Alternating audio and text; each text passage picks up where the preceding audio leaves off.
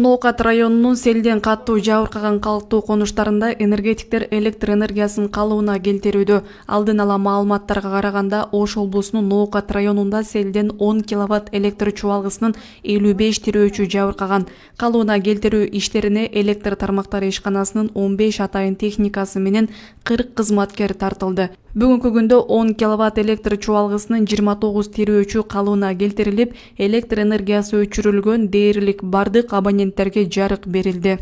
Бүгүнкү күндө 180 абонент свети жок отурат. Бүгүн кечке чейин дагы болушунча аракет кылып, жандырганга аракет кылабыз.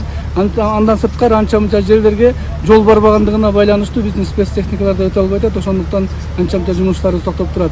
Азыр МЧС менен биргеликте бул жерде транспорт министрлиги да жүрөт, айыл өкмөттөрдөн менен чоң жумуштарды алып барып атабыз. Алардын маалыматына караганда, бүгүн эртең ошол анча жол жок, көпүрлөр суу алып кеткен жерлерде жолдорду бизге жасап берүү боюнча сөз болду штабта. Мен ойлойм, бүгүн алар толугу менен бүгүн эртең жумуштарын бүтүрсө, биздин бригадабыз даяр.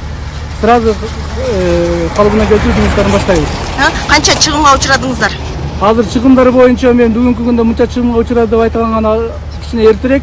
Балдарга тапшырмалар берилди. Алар кетирген чыгымдары боюнча эсептечүү жумуштарын жүргүзүп атат.